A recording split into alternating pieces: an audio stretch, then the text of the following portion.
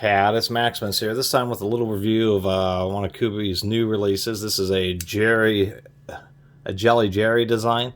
This is the Kubey KU328. They sent me this as a promotional product, and actually a while back they sent me a couple knives, and actually I thought they were okay. This is an interesting knife company. It's a Chinese knife company that is attempting to compete with some of the more well-known brands of knives, and it's just kind of interesting. A lot of times Chinese manufacturers try to compete on more the lower end, but in this case, for some reason, this Kubey knife company has decided to try to compete on the much higher end. G10 fiber composite handles, ball bearing thrust, so it really flicks open super easy. Kind of a cleaver-ish design. Pretty strong jimping here. Has a deep choil, so when you sharpen it, you're able to sharpen the entire cutting edge. This uses and even printed on there, 14C28N, which is a pretty decent grade of steel. I guess it sacrifices toughness, but it can get pretty hard. Rockwell 55 to upwards of 62. Apparently, a Swedish company, Sandvik, is actually who makes the steel. And so that's what makes this kind of an odd knife, is the fact that it's like a known designer. I don't know who Jelly Jerry is, but you know, obviously he's enough for them to actually put his name and logo on the knife. So it's a custom designed knife using Chinese made using Swedish steel. Still doesn't justify the $80 retail price, which is quite a bit of money for a little pocket knife. It has 3.5 inches of edge and about 3 3/8 from the body of the knife to the tip, which they would have put some jimping up on top here. I suppose that's okay. They do have a nice chamfer here, chamfer there, little undercut there, nice chamfers. So good attention to detail. Kind of hard to see inside there. Yeah, you can just see they did skeletonize the liner to make it a little bit easier. It's not a titanium clip like on some of their other knives. This is just a standard steel clip. Fortunately and wisely, they made it so you could take the clip and actually put it on both sides, which they haven't done on all their knives. The only thing that's odd is it's held in with 2 screws, so I do like that. That prevents it from wanting to scooch back and forth, get loose, since they didn't do a little undercut to inset it. But those are trumpet head screws. They're sitting on the slight countersinks in the clip there. And then this is just a straight wall screw, so when you switch sides, you actually have to take this screw and move it over here. It's a little bit odd, but it's fine. And the liner lock, pretty decent. Real aggressive angle. Kind of hard to see, but you can see the liner just catches. It catches properly, but what it does is over time, it makes sure that you don't have the situation where the liner comes all the way over to the other side, sometimes wanting to get jammed. They have this in black and silver, and then they have this in what they call denim blue with the black blade. Kubey kind of likes to do this thumb hole thing. It's not my favorite, just because I think it weakens the blade some when you remove this material, but I suppose it's okay. 1/8 inch thick blade, which is a reasonable thickness. Kind of an interesting cleaver design.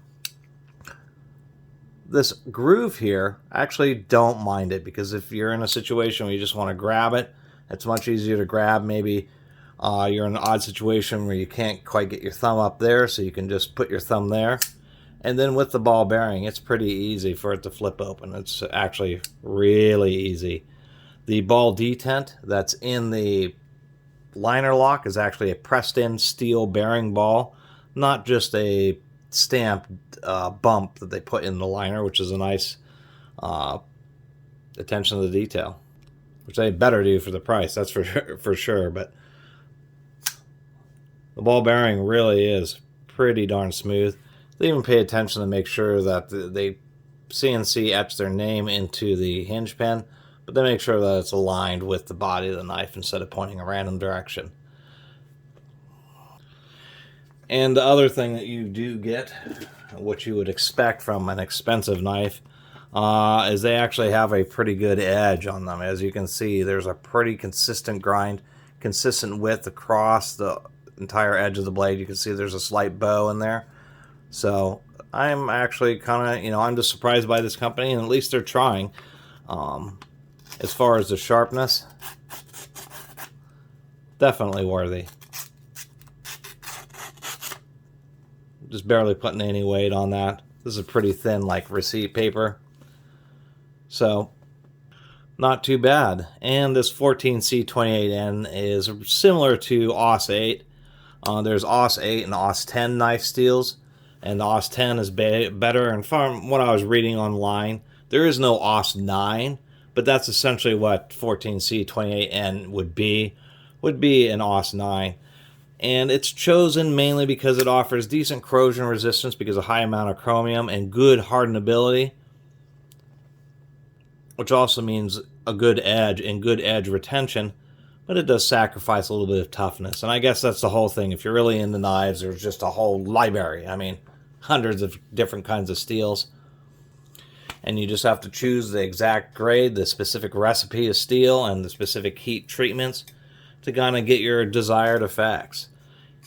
Not a lot else to say. I think it's a pretty nice knife. I think it is just a bit too expensive. I mean,